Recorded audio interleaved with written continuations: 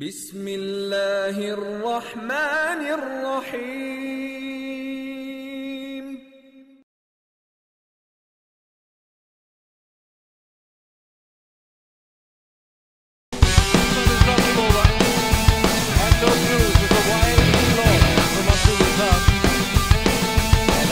Hey guys, I'm host Faisal Zaidi and welcome to Sports Lounge.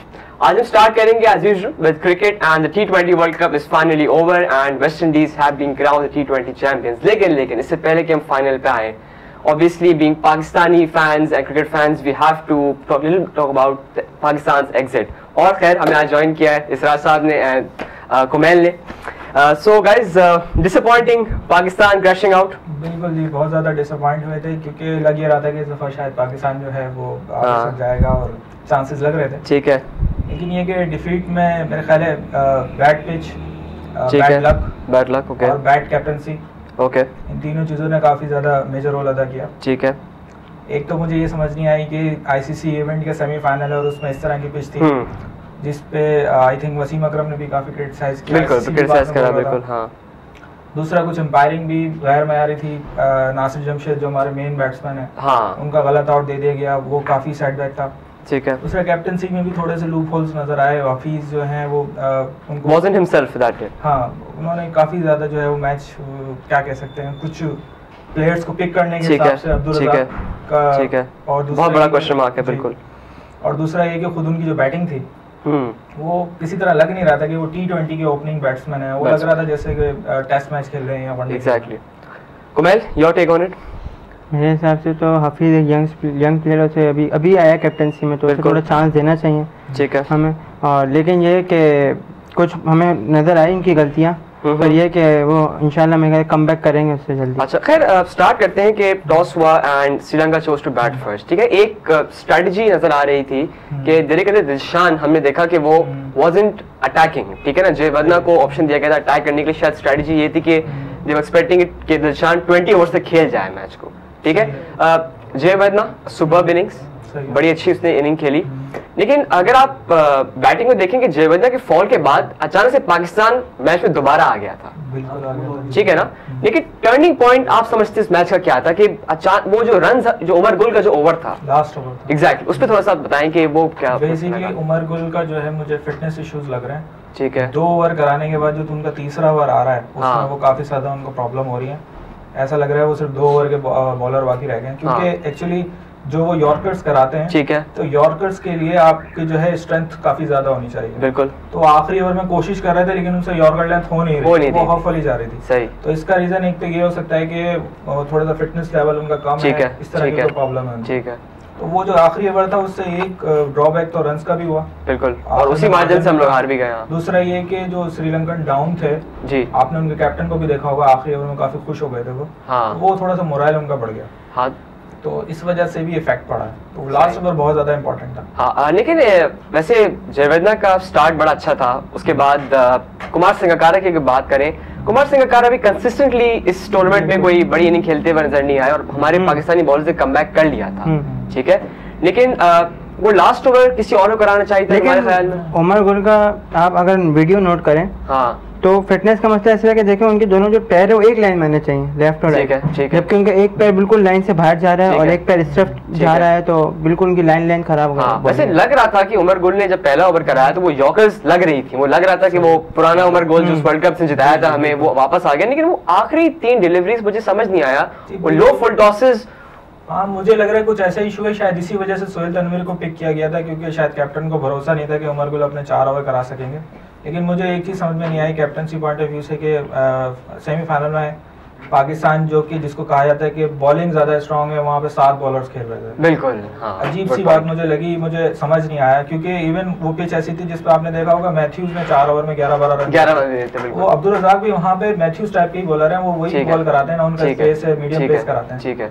तो अजीब सी मुझे बात लगी, समझ नहीं आई मुझे। अच्छा वो लेकिन आई थिंक सिर्फ हफीज को पे प्ले नहीं देना चाहिए, रज़ाक को नहीं किया, चीफ सेलेक्टर हो या मैनेजमेंट हो उनकी तरफ से कोई। एक्चुअली मैं आपको बताऊं, ये तुम्हारी बिल्कुल बात सही है। असल में वो जब पाकिस्तान टीम लैंड हुई है तो किसी मीडिया वाले ने रज़ाक से पूछा कि आपको क्यों नहीं खिलाया गया, तो रिप्लाई किया जी पीछे कैप्टन आ रहा है, इनसे पूछ लीजिए। बिल्कुल बड़े अनॉयड उसने इसमें कहा, और जब वो आए आप भी जल्दी गए थे, 20-25 आप भी जल्दी गए थे, और जब उससे हफीज से पूछा उसने कहा कि मेरे हाथ में नहीं था, ये मैनेजमेंट का इशू था, उन्होंने कहा था इसको मत खिलाओ, ठीक है। लेकिन फाइनल के अंदर समीप इसमें श्रीलंका के खिलाफ सोहेल तनवीर को लेके आए, और मैं देख रहा था स्टार्टिंग में कमेंटेटर्स ने कहा कि उसकी वजह ये हो सकती है कि सोहेल तनवीर श्रीलंकन के खिलाफ अच्छा मतलब बॉल करता है, ठीक है, विकेटलेस रहा लेकिन बस बॉलिंग गुड।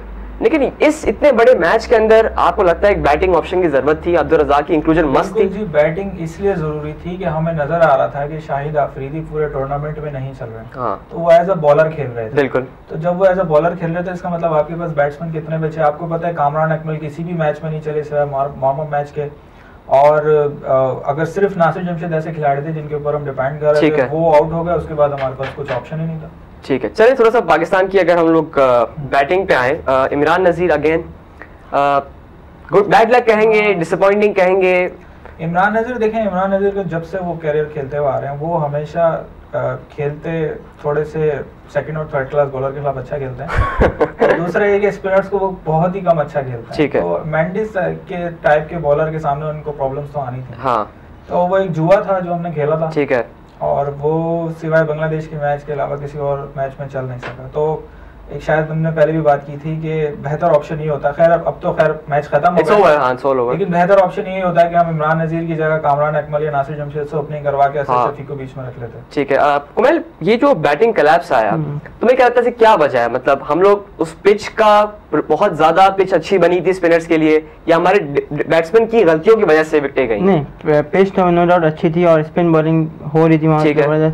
कुछ बैट्समैन की भी गलती थी कि उन्होंने लूज शॉट खेले, ठीक है, क्योंकि जहां हमें सिंगल्स और डबल्स की जरूरत थी वहां वो हिटिंग करने गए, तो उसकी वजह से भी हम प्रेशर में आए। अच्छा, और खैर इस बैटिंग क्लास के बाद पूरी दुनिया ने देखा, eventually it came down to again Umar Gul and Umar Akmal, लेकिन इस दफा अनफॉर्चुनेटली वो कॉम्बिनेशन नहीं क्लिक कर सका। वो जो सेकंड लास्ट ओवर था उमर गुल ने वो मलिंगा का खाली 3 रन उसमें हो सके, और मेरे ख्याल से लास्ट ओवर में क्या 23-24 रन चाहिए थे 6 बॉलों के ऊपर, वो इम्पॉसिबल टास्क मेरे ख्याल से। इसमें एक चीज मैंने वहां नोट की थी कि हमारे जो बैट्समैन है वो आई डोंट नो किसी बॉलर को बहुत ज्यादा अपने दिमाग पे चढ़ा लेते हैं, उन्होंने शायद सोच लिया कि मलिंगा को वो शॉट नहीं मार सकते, हाँ। तो उसके खिलाफ वो बहुत ही ज्यादा वो सोच रहे थे, और आखिरी 2 ओवरों के लिए उन्हें बचा के रखा हुआ था। हालांकि हमने फाइनल में देखा कि मलिंगा की किस तरीके से पिटाई लगी है। सही बात है। तो मतलब ये सोच के नहीं जाना चाहिए, अगर वो पहले से ही थोड़ा सा शॉट खेल रहे थे, आखिरी ओवर में 23-24 रन बहुत ज्यादा मुश्किल चीज होती है। एग्जैक्टली। खैर Pakistan is out, was out, खैर तो वर्ल्ड कप भी खत्म हो गया, लेकिन अब जरा फाइनल की तरफ आ जाते हैं। तो West Indies versus Sri Lanka, and fantastic final, बड़ा ही थ्रिलिंग फाइनल था, समझ नहीं आ रहा था कि पासा कहां जा रहा है। स्टार्ट करते हैं वेस्ट इंडीज की इनिंग से, बहुत ही पुअर स्टार्ट, और Chris Gayle failing in a final. Basically उसमें जो मुझे चीज नजर आई कि क्रिस गेल पे बहुत ज्यादा डिपेंड कर रहे थे वो लोग, और क्रिस गेल के बहुत ज्यादा कमेंट्स भी थे, थोड़े से वो प्रेशर में आए, लेकिन क्रिस गेल और सैमुअल्स दोनों शुरू में एक ही तरह की बैटिंग कर रहे थे, और दोनों ये समझ चुके थे कि ये जो पिच है, इस पिच पे हमें 200 नहीं बनाने बल्कि हमें 150 तक स्कोर करना है। तो वो ये चाह रहे थे कि वो अच्छे तरीके से पिच को अंडरस्टैंड कर लें, उसकी जो जिस तरह का उसका बाउंस है और जो भी चीजें हैं वो उनकी समझ में आ जाए। एक दफा अगर वो 8-10 ओवर से खड़े हो गए तो वो खेल सकते हैं, ठीक है। तो क्रिस गेल आउट हो गए, सैमुअल्स खड़े रहे, और वो खड़े रहे और उन्होंने बहुत जबरदस्त खेला, बहुत जबरदस्त इनिंग खेली, 6 सिक्सेस आई थिंक 3 फोर्स, और अगर वो मलिंगा का आप ओवर देख लें जो उन्होंने 6 मारे, आई गेस तो सबसे लंबा छक्का भी उन्होंने 108 मीटर का छक्का मारा था, और बहुत जबरदस्त इनिंग खेली। खैर रेस्ट ऑफ द बैटिंग तो मेरे ख्याल से वो कोलैप्स ही हुआ, इवेंचुअली कोई स्कोर ज्यादा नहीं था। आई थिंक डैरेन समी ने आखिरी में थोड़ा से वरम बना के एक रिस्पेक्टेबल स्कोर दे दिया जो इवेंचुअली श्रीलंका को खा गया। खैर श्रीलंकन इनिंग पे आते हैं, दिलशान इस दफा मेरे ख्याल से ना चल सका। बेसिकली वही बात है कि सेकंड इनिंग में विकेट बहुत ज्यादा मुश्किल थी, और वो लोग जो डिपेंड कर रहे थे वो जयवर्धन और संगकारा पे कर रहे थे, ठीक है। तो दोनों ने थोड़ा सा स्टे करने की कोशिश की, लेकिन जो चीज उनके पास लैक नजर आई वो फायर पावर थी, यानी कि आप कह सकते हैं कि हिटिंग पावर जो है, हिटिंग सिक्सेस जो है, वो चीज उनके अंदर वैसी नजर नहीं है जैसे वेस्ट इंडीज के पास थी। लेकिन कुमैल अगर हम ये देखें कि वेस्ट इंडीज की बॉलिंग कोई इतनी नोटोरियसली मशहूर नहीं है T20 के अंदर, बैटिंग में नो डाउट, वो भी क्रिस गेल और 2-3 नाम है, पोलार्ड जैसे नाम है, लेकिन उसे बॉलिंग का क्लिक करना इतने प्रेशर गेम के अंदर, लेकिन वो दरअसल पिच का भी था सर, पिच जैसी थी तो हिसाब से स्पिनर्स को बहुत सूट करे थे। तो आपने देखी सुनील नारायण ने जबरदस्त बॉल कर, बिल्कुल, और राम पॉल ने भी विकेट ली, बिल्कुल। तो पिच का ज्यादा वो था डिपेंड। अगर हम मैच का एंड देखें तो उसमें नुमान कुलसेकरा ने रवि रामपोल को अच्छे खासे शॉट्स मारे थे। तो बात हुई थी कि उस विकेट पे स्पिनर्स का जो है बहुत ज्यादा वो था, अगर उस वक्त विकेटें होती श्रीलंका के हाथ में तो मैच जीत भी सकते थे। दूसरे के बीच में जो 2 रन आउट हुए वो बहुत ज्यादा उनके साथ क्योंकि वो भी खेल सकते थे, उस वक्त भी जीत सकते थे। लेकिन आई थिंक वो जो आप शॉट्स की बात कर रहे हैं तो वो रामपोल की बॉलिंग गलत थी। बेसिकली वो बॉल जो है विकेट के बिल्कुल बाहर जा रहा था, शॉर्ट पिच बॉल दे रहा था, तो वो तो हिटिंग वाली बॉल दे रहा था। हम कह रहे थे कि वेस्ट इंडीज में ये चीज लाया कि उनके बॉलर्स में थोड़ा सा प्रॉब्लम है, फास्ट बॉलर्स में, वो चीज वहां पे नजर आ गई थी। लेकिन क्या कह सकते हैं, लेकिन ये कि वेस्ट इंडीज जो है आई थिंक कि थोरली डिजर्व करते हैं कि वो ये वर्ल्ड कप को फाइनल। अच्छा खैर, कुछ एलिमेंट नजर आया आप लोग की बैटिंग का, सट्टेबाजी का, कोई एलिमेंट आपकी नजर में? डू यू थिंक ये मैच, मतलब लोग कह रहे हैं कि बुकीज के फेवरेट वेस्ट इंडीज ही थी, ये कंस्पिरेसी थ्योरी आ रही है, मैच से पहले बड़ी हाइप चल रही थी कि West Indies are the favourites of the bookies, और लोग कहते हैं जब बुकीज इन पे हाथ रख दें इवेंचुअली टूर्नामेंट उनका हो जाता है। में जब इंडिया पाकिस्तान का मैच हुआ था उसके बाद से आई थिंक बहुत ही ज्यादा सट्टा खेलने वालों ने बहुत ज्यादा कमाया है। ठीक है, इंडिया पाकिस्तान के मैच में कोई भी नहीं ये कह रहा था कि इतना इजीली इंडिया जीत जाएगा। सही है।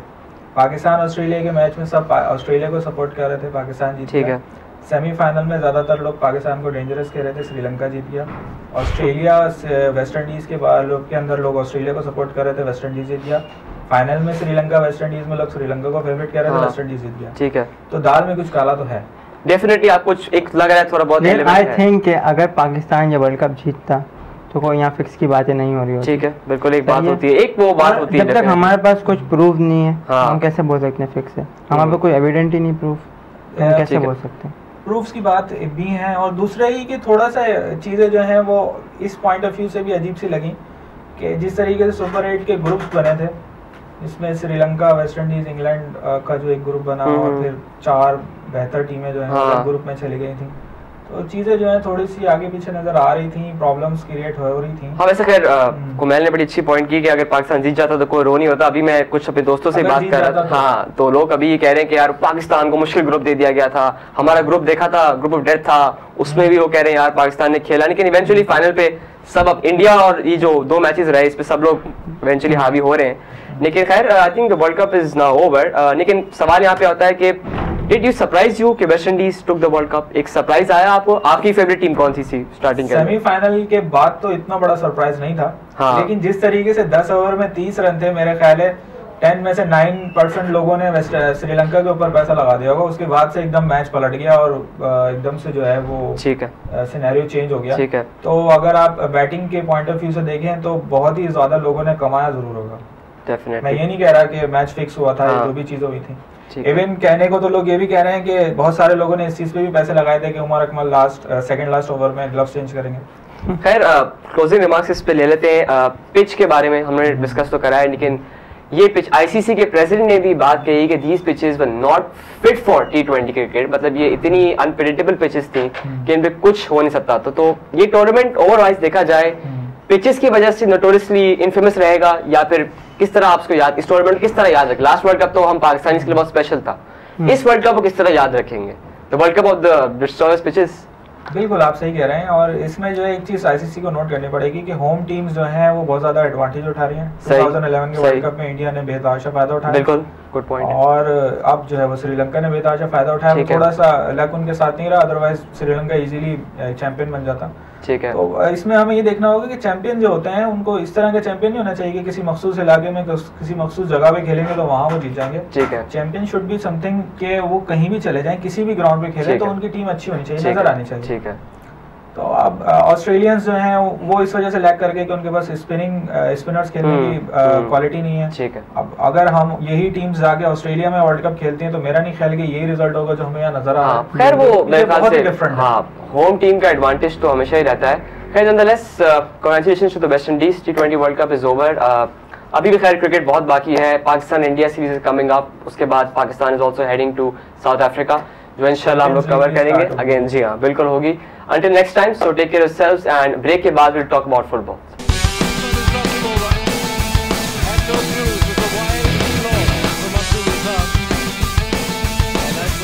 Alright guys, we are back after the break और ब्रेक के बाद हमें ज्वाइन किया है मेरे फुटबॉल बडीज ने Salar and Ehsan. Guys, welcome to the show. Let's start with football and the UEFA Champions League. Start करते हैं चेल्सी के मैच से. Chelsea 4-0 I guess, right? Against Northland. Yeah, 4-1. 4-1 against Northland. Quite a dominating performance after Chelsea. Juventus के बाद जो 2-2 draw हुआ था हम इस पे डिस्कस कर चुके हैं हम लोग पहले भी. उसके बाद एक बड़ा ज़बरदस्त Chelsea ने परफॉर्म किया. Lot of good play by Chelsea in this match. क्या कहोगे Chelsea की performance पे? I think there is no one stopping Chelsea at the moment. हाँ, good point, ये बात भी है. ठीक है. वो domestic leagues में, वो Champions League में. हाँ. They are performing well. उनकी defense अभी भी weak है लेकिन बहरहाल their attack is making up for the lack of defense. अच्छा, वही पैटर्न देखने में आ रहा है कि the strikers are not that active but the midfield जैसे चेल्सी की हमेशा से मरीनो के ज़माने से midfield चली आ रही है वो अभी भी चल रही है. Star-studded midfield है और mainly Torres अभी इतने गोल नहीं मारा मगर उनके midfield में जो combination है they're coming up with most of the play and the goals as well. सही. तो वो काफ़ी हम लोग को देखने को मिला and the free kick from David Luiz. Oh what a that was a cracker. That was a cracker. बड़ी ज़बरदस्त free kick थी. उसके अलावा जुआन माटा. I think थोड़ा slow start था season का but I think he's come to life again. He has always been live wire in the midfield of Chelsea. Last season भी आते ही उसने मतलब दिखाना शुरू कर दिया था what he is about. ठीक है. वो Player Spirit of the season भी था ये. And combination काफ़ी अच्छा बन रहा है उनका Mata, Hazard and Oscar तो काफ़ी उन लोगों के आपस में काफ़ी अच्छा प्ले बन रहा है. और इन तीनों का combination बहुत deadly होगा अगर इनमें understanding जितना जल्दी develop होगी. I don't think so कि प्रीमियर लीग में इससे अच्छी मिडफील्ड किसी और के पास होगी. यार हज़ार्ड ने बड़ा इम्प्रेस कराया मुझे. I guess Eden Hazard sign by उसको समर में साइन किया था उन्होंने. आई गेस लेल से साइन किया था. बहुत ही जल्दी वो सेटल हो गया. Even the Premier League as well as in Europe का. यूरोप में लिलियन खेला है लेकिन फिर भी इस लेवल पे आना, इतनी बड़ी क्लब में आना, यूरोपियन चैंपियंस में के उसमें आना और जिस तरह वो सेटल हुआ है. I mean he is commanding the midfield now. उसके वो उसके बहुत सॉलिड उसके टेम्परामेंट उसका बहुत ज़बरदस्त. बिल्कुल ठीक है. और उसको मतलब उस लेवल के प्लेयर्स को ईपीएल में सेटल होने में कुछ टाइम नहीं लगता. और सबसे अच्छी बात मुझे उसकी ये लगती है कि इट्स नॉट वेस्टफुल. मतलब he is like not selfish. Very unselfish है. पासिंग बहुत अच्छी करता है, बहुत जबरदस्त करता है. आई थिंक ये जो बिल्कुल ऐसा सही पॉइंट का जो उनकी मिडफील्ड चेल्सी की बनती जा रही है. I think to this day it is one of the most I would say effective midfields in the world right now. So look out for Chelsea. Apart from that, Champions League, staying with Champions League, Arsenal victorious, but first half wasn't that much convincing. Defensive errors फिर वही सामने आए. मतलब that ball could have been easily cleared. सही. उसने दो defenders के बीच में से हेडेड करके मतलब दो डिफेंडर्स आपके खड़े हैं और किसी एक ने बॉल नहीं क्लियर किया. आपने अपने हाफ में एक फ्री हेडर दिया जो बहुत आराम से रुक सकता था. ठीक है. गोल जर्विनो ने बहुत अच्छा लीड दिया आर्सेनल को लेकिन वो लीड रिटेन नहीं कर पाए. हाँ, इवेंचुअली प्रॉब्लम चल रहा है. और कहने के more about Lukas Podolski. I mean very influential in the second half. First half में थोड़ा गेम में वो नहीं आ रहा था क्योंकि आर्सेनल मिडफील्ड में इतना बॉल सही पोजीशन नहीं रख पाया था. सेकंड हाफ में बहुत अच्छा फिनिश था उसका. Very nice strike and he is a deadly finisher और उसने वो बात प्रूव कर दी. आई थिंक वो जो रॉबर्ट वैन पर्सी की जो एक मिसिंग फैक्टर था. I think Podolski is filling his shoes now. वो फैक्टर वेस्ट हैम की गेम में देखा होगा. वो फैक्टर है और वो फैक्टर रहेगा क्योंकि हमारे पास अभी कोई जेन्युइन स्ट्राइकर नहीं है. जिस तरह मैन पर्सी कहते हैं ना, he is the man up front, he will convert a chance. अभी आर्सेनल के पास ऐसा कोई फिगर नहीं है. ठीक है, बात है. फॉर मी बन जाएगा. ओलिवर जिरू है हमारे पास, फिर मे बी वॉलकॉट और जर्विनो को सेंटर में खिला, लेकिन अभी हमारे पास उस तरह की कोई फिगर है नहीं. ठीक है. और for me the positive thing is अगर आप मिडफील्ड को देखें तो Arsenal are sharing the goals amongst the midfielders. ठीक है. काफी अच्छा साइन है कि a lot of people can score from this team. ठीक है. एंड हमें वो देखने को मिला है अभी. What about Aaron Ramsey? Aaron Ramsey has come back और बड़ा influential यार Ramsey रहा यार. I am a personal fan of Aaron Ramsey. ठीक है. He is a great player. Fabregas के साथ जब वो खेलता था, he has shown unfortunately. ठीक है. जिसके साथ स्टोक सिटी के बड़ी हॉरेंडस इंजरी भी हुई उसके. पाँव मुड़ गया था. पाँव टूट गया था. तो मुझे बड़ा अफसोस था उस जैसे प्लेयर को देख के कि मतलब वो इतना स्ट्रगल कर रहा है लेकिन उसका इस फिनिश ने उसका भी कॉन्फिडेंस बूस्ट किया होगा. चिप करके गोल करना आसान नहीं होता. फाइन. उसने बहुत ज़बरदस्त स्टेप लिया. हाँ. और गोल किया आर्सेनल के लिए, लीड एक्सटेंड की, गोल डिफरेंस बढ़ाया, मैच जीते। आई थिंक अभी भी वो इस लेवल पे आ नहीं पाया, he is getting there but slowly and steadily. लेकिन ये कि इतनी बड़ी इंजरी के बाद वापस आना and still playing at that level, that's pretty good. उसके साथ मेरे ख्याल से वही चीज उसको तंग कर रही है जो एडवार्डो को तंग कर रही है, that mental state, psychologically, exactly वो एक चलता रहता है। तो एग्जैक्टली आई होप कि वो अपने बेस्ट पे वापस आए, क्योंकि हमने उसके बेस्ट का एक ग्लिम्प्स जरूर देखे, शेड्स देखे, शेड्स ऑफ हिज टैलेंट, या वो आए और परफॉर्म करे।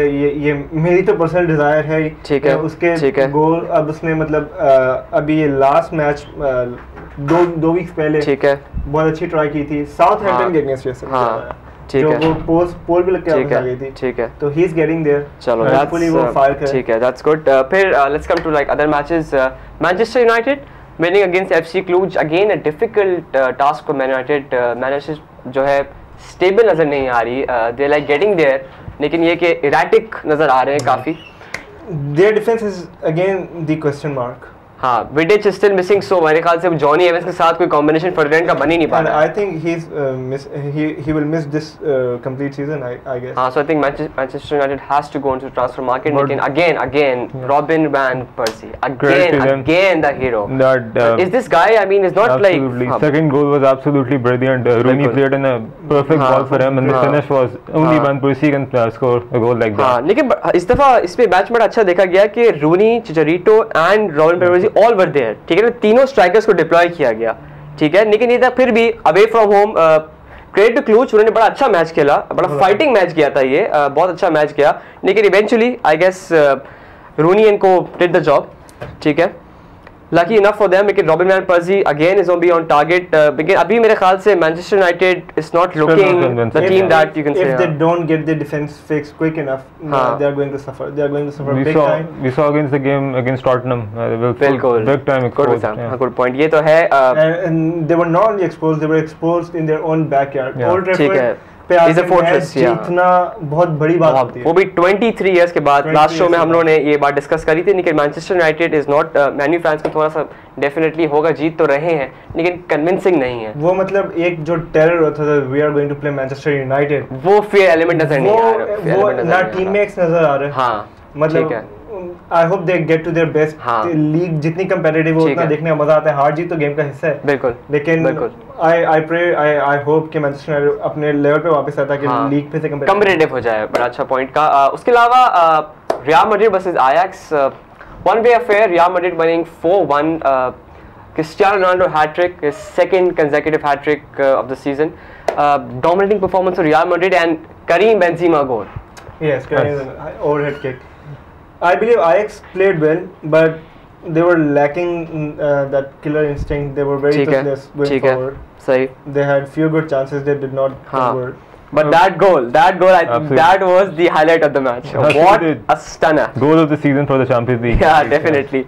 But I guess Ronaldo's hat-trick took the that Ronaldo's hat-trick did dynamite. लेकिन एक प्लेयर को यहाँ पे जो क्रेडिट देना चाहिए वो was Kaka was fantastic over the night. I mean, the way जो क्रॉस करीम बेंजेमा को दिया था, जो क्रॉस बिल्कुल परफेक्ट क्रॉस था, जिसपे उसने ओवरहेड किक मारी, लेकिन उसके अलावा काका का ओवरऑल प्ले बहुत जबरदस्त। This even shows the versatility of Karim Benzema. I mean, he could have finished with a header as well. A volley with a header, but he decided to go with an overhead kick.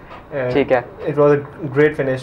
Goal of the month or goal to remember, if not goal of the season. काका का ये कह सकते हैं कि इतना consistently खेलता नहीं है फर्स्ट टीम में, मगर जब भी वो खेलता है he is top draw. Quality बहुत जबरदस्त परफॉर्मेंस रही, डिफेंस भी कर रहा था, अटैक भी कर रहा था. It was looking कि the old Kaka is slightly coming back, and we hope that he comes back. बहुत बड़ी साइनिंग ये रियल मैड्रिड में हुई थी, और unfortunately he is not at that level. Other results मैं स्पोर्ट्स जोन में डिस्कस कर चुका हूँ. अब थोड़ा सा हम लोग बढ़ते हैं बार्कलेस प्रीमियर लीग की तरफ. Great matches over the weekend, some cool matches.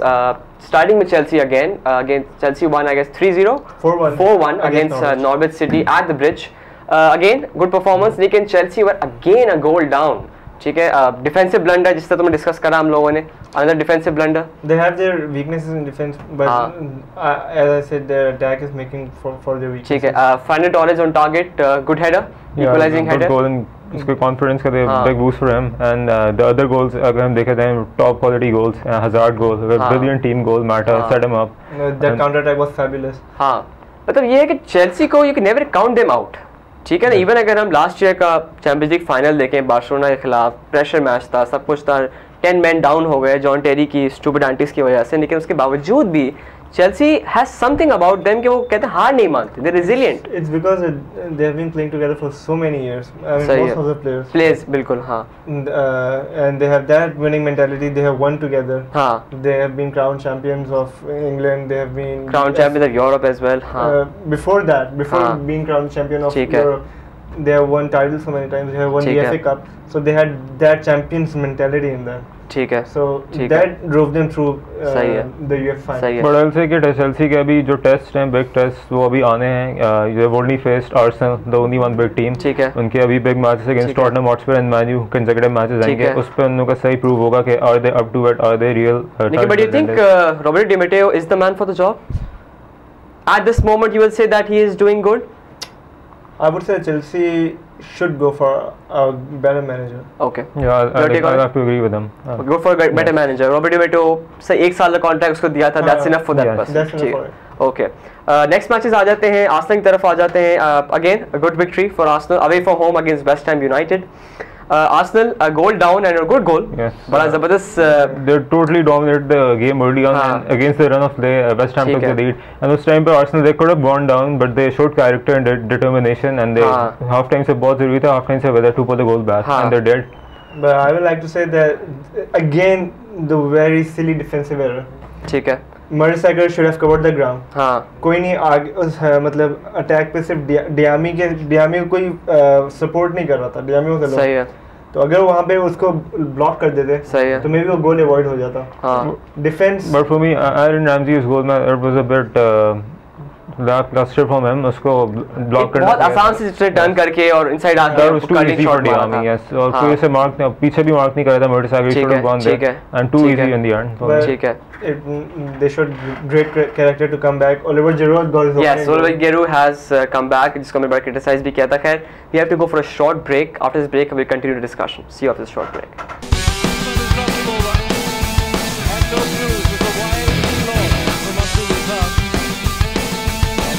Alright guys, we're back after the break. We were talking about Arsenal's match and Oliver Giroud. ज़बरदस्त फिनिश करी.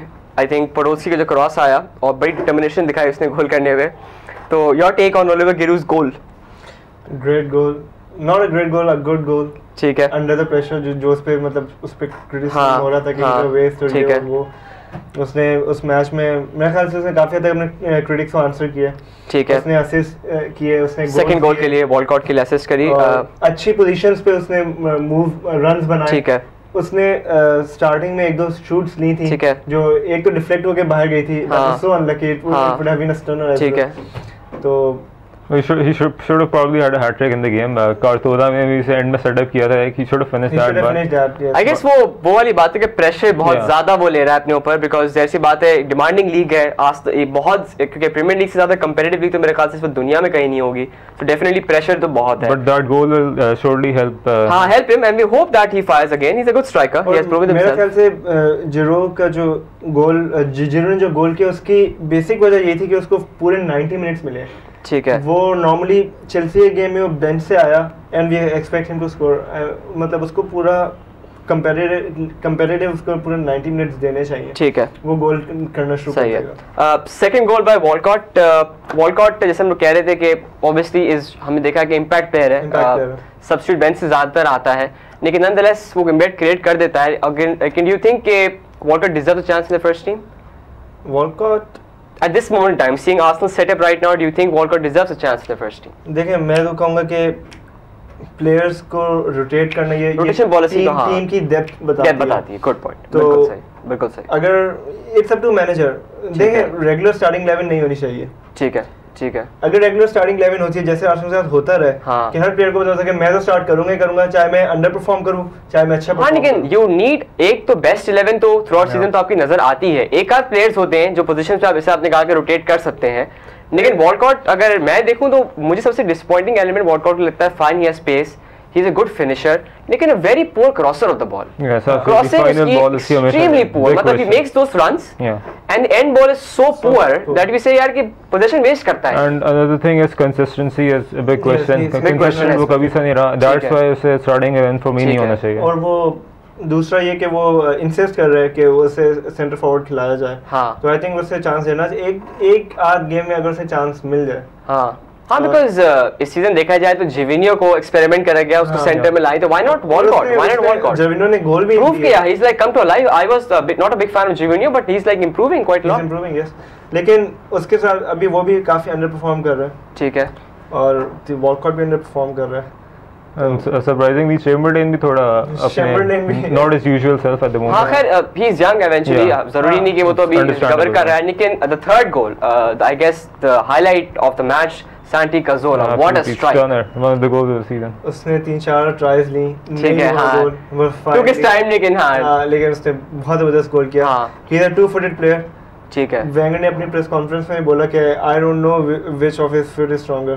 ठीक है. तो वो दोनों फीट से खेलते हैं. बेसिकली इस तरह की स्ट्राइक या रोनाल्डो ले सकते हैं और अब शायद काजोर्ला ले सकते हैं. The goalkeeper actually stood still. Absolutely no chance. Definitely. और राइट पे लेफ्ट पे जाते हुए राइट कॉर्नर पे फिनिश करना, that was a very difficult finish.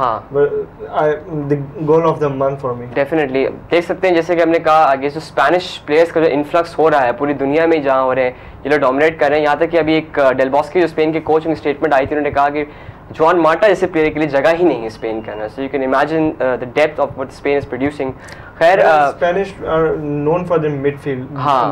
Specially the लेकिन या बट ये लोग ओवर द इयर्स बड़े अंडर परफॉर्मर्स थे. इवेंचुअली जब इनकी टीम आई है, खैर वो अलग डिबेट है, हम डिस्कस करेंगे इंटरनेशनल्स के ऊपर भी. Nonetheless Spain is producing one of the greatest talents in the world right now. The best midfielders in the world as well. तो खैर अब दूसरे मैच की तरफ आते हैं. Manchester United versus Newcastle United. वैसे ये लोग कह रहे थे कि बड़ा मैच है. देखा जाए तो arguably the biggest match of the weekend, the most competitive match of the weekend, you can say, and you can end it in a very easy win, I would say, for Manchester United. 3-0 win for Manchester United. First half में match खत्म हो चुका था. It was over in the first half. Very soft goals to concede. Corners से अंदर absolutely over the top. Defending बिल्कुल भी proper defending नहीं थी. And second half में we saw a little fight back from Newcastle. And David De Gea पे बहुत pressure डाला था. He was very vulnerable. ठीक है. And but I can think जो forward जब बाहर सीसे last season they were very influential. इस दफा मेरे ख्याल से वो दोनों इतना ज्यादा स्ट्राइक कर नहीं पा रहे. उनकी पूरी टीम अंडर परफॉर्म कर रही है. मतलब last time I remember they one 3-0. ठीक है. स्पोर्ट्स सही. उनकी पूरी टीम अंडर परफॉर्म कर रही है. न्यूकासल यूनाइटेड अब जो उनका स्पिरिटेड शो था लास्ट सीजन, उसका बिल्कुल ऑपोजिट हो रहा है. तो वो बहुत अपने आप में बहुत वीक साइड रिप्रेजेंट कर रहे हो. ये उनके लिए अच्छा नहीं है. Last season they stood the chance of UEFA exactly, champions league. Exactly, good point. तो उनमें वो स्पार्क, वो डिटरमिनेशन नजर नहीं आ रहा. गोल्स भी इस दफा ड्राई आउट हो गए. We haven't seen too many goals from Newcastle. उसके पता है मेरे ख्याल से वजह ये भी हो सकती है कि स्क्वाड्स में कोई एडिशन भी नहीं हुए. I mean they should have, अगर इतना अच्छा लास्ट टाइम तो very good performance of Newcastle. जैसे ऐसा ने कहा कि they were potential holders for the Champions League spot, लेकिन उसके बावजूद आई थिंक कोई एडिशंस होने चाहिए थे जो हुए नहीं. मतलब वही मिडफील्ड, वही स्ट्राइकर्स, नथिंग न्यू फॉर जैसे nothing new to offer for Newcastle. इनका भी इंजरी का भी एक पैच चल रहा है. बिल्कुल चल रहा है. Bad is very bad and disappointed for Newcastle United. ठीक है. But Manchester United at least in domestic league are trying to come back. 3-0 victory away from home is always a confidence boost. A bit controversial in the game के बाद Boise elbowed Kabay. Yeah. The referee made no decision on that. And आगे जाके मैं FA को भी देखा, उन्होंने भी absolutely no charge on Van Persie. It's a bit strange, I would think. I think Van Persie personally hates Newcastle United. Last time when Newcastle came to Emirates, he had a fight with Tim Krul. So I think वो एक eventually element होता है कि crowd भी आपकी back पे होता है. वो हर जगह कॉर्नर से जाता बू हर जगह ही हो रहा था. Something personal with Newcastle United, I believe. Definitely. खैर I think those were some of the big matches of Barclays Premier League. एक और मैच मैं फिर मेंशन कर देता हूँ. टॉटनहम हॉटस्पर winning 2-0 के एस्टन विला. मैं इसलिए ये बात कर रहा हूँ because Tottenham came of a big win against Manchester United और बड़ा इनका एक रफ पैच चल रहा था. They are coming back, तो ये नजर आ रहा है कि Premier League season is opening up now. I think so. Villas Boas को समझ आई है. हाँ, फाइनली वो एस्टैब्लिश हो रहा है. इंग्लिश प्रीमियर लीग को समझने लगा है. लेकिन 6 गेम में से 2 विन्स, अभी हम कुछ कह नहीं सकते। ठीक है, maybe they are fluke, they made a pretty poor start to the season. Exactly, considering that they've done really well, they have recovered. Nonetheless, ये थी Barclays Premier League। अब आ जाते हैं I guess arguably the biggest match of the weekend and one of the biggest matches in the world when it comes to football, the El Clasico, Barcelona versus Real Madrid at the Nou Camp.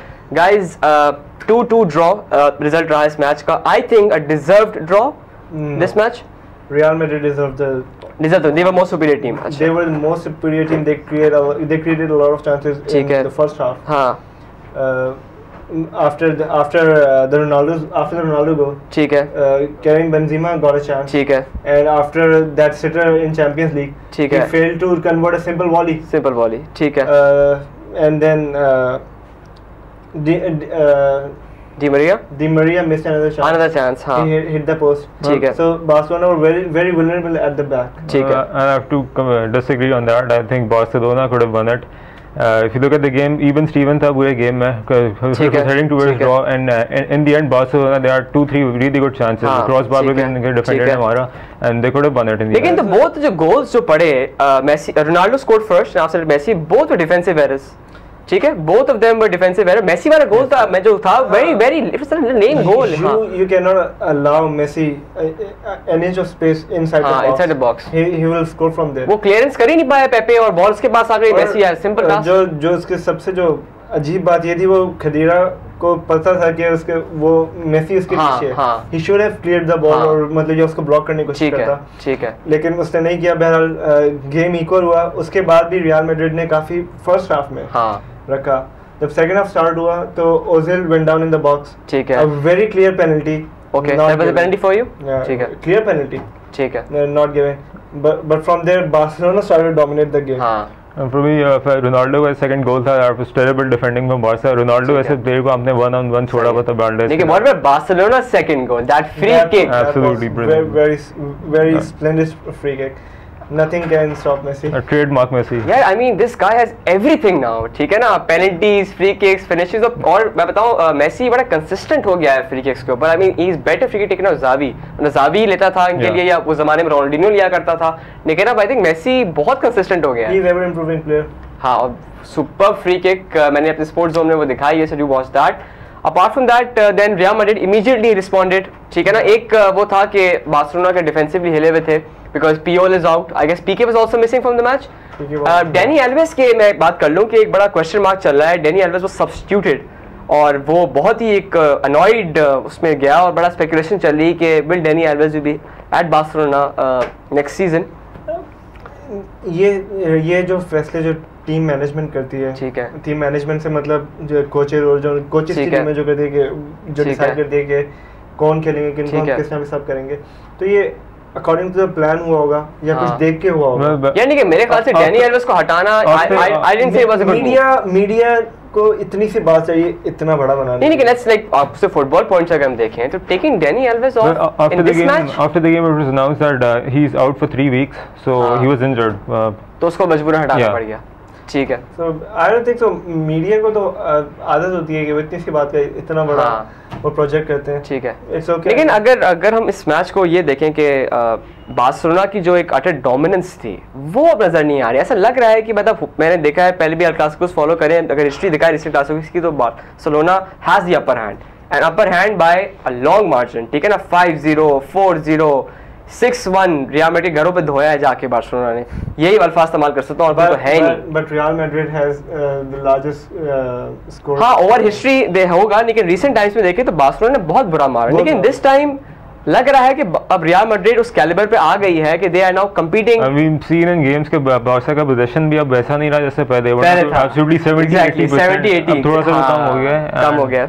Teams are more challenging against them, I would say. मेरे ख्याल से there's nothing new to offer Barca, मतलब वो लोग अब समझ गए उनकी गेम को, because this new coach जो आया है कोई नई चीज लेके नहीं आया। Maybe the new manager is not that creative or what should I say, more creative or more influential on the team. हाँ, कि वो पेप की जो साइकोलॉजी, जो पेप गार्डियोला की जो टीम थी, वही मेंटालिटी चल रही है। It's not that it's not effective, लेकिन ये जो बड़ी टीमें हैं, ठीक है ना, वी सॉ दैट कि चेल्सी ने इनको काउंटर करा चैंपियंस लीग में, रियल मैड्रिड अब इनको काउंटर कर 2 दफा कर चुकी है। एक दफा जो कप मैच हुआ था, जो स्पेनिश वो होता है सुपर कप जो कहलाता है, उसमें एक बड़ा जबरदस्त रियल मैड्रिड ने परफॉर्मेंस दी थी, और इस मैच में भी फाइन 2-2 ड्रॉ बस ओके रियल मैड्रिड की गलतियों की वजह से गोल्स कंसीड हुए। लेकिन मैं ये कहना चाहूंगा कि I guess Real Madrid did edge out Barca for the first half at least. First half में भी, इसके बाद सेकेंड हाफ में भी वो मुझे नहीं समझ सेकंड हाफ के बीच में गेम क्या हो रहा था, but death of the game. लेकिन गुड पॉइंट इज कि वन साइडेड अफेयर नहीं था, लेकिन कुछ समझ भी नहीं आ रहा था कि real Madrid still look like scoring. I would से मोर always look like scoring. Barcelona in the last few minutes looked threatening. वो जो पेड्रो को चांस मिला था वो तो लग रहा था उसने गोल मिस कर दिया था उसने। लेकिन रियल मैड्रिड का मैं कहूंगा कि seen over the past few seasons के defensively they are not up to it. हमेशा लगता है कि they will be able to concede a goal at any time. तो for me that is the reason कि चैंपियंस लीग में they haven't been able to win a Champions League. वो कहते हैं कि उनकी फिलॉसफी ये थी कि अगर आप हमारे खिलाफ 10 गोल मारो हम आपके खिलाफ 11 गोल मारेंगे। ये फिलॉसफी होती है। Clearly not working at the moment. Nonetheless 2-2 entertaining El Clasico, not a one sided affair. Good El Clasico, we expect that कि जो अगला क्लासिको होगा बर्नाबाओ पे, that would also be expectable. But Real Madrid should have won it to close in the gap. Now they are now 5th. अभी 8 points का gap है। अगर Barca जीत जाती तो 11 पॉइंट्स का हो जाता। लेकिन रियल, गुड न्यूज़ है कि रियल 5th पे आ गई है, बार्सा इज एट टॉप। खैर just wrapping up the show, एक और मैच बात कर लेते हैं, the Milan derby. Yes, it was AC Milan versus Inter Milan. Inter edged out AC Milan 1-0. Walter Samuel scoring the goal. I think दोनों मिलान teams are lacklustre, कोई बड़ा अच्छी परफॉर्मेंस नहीं करके दे रही। Sell off Ibrahimovic and AC Milan down हो गई। AC Milan has lost it. मेरे ख्याल से मरीनो के जाने के बाद Inter has lost it as well. 2-3 managers try करे उन्होंने, राफा बेनिटेज वाज डिजास्टर।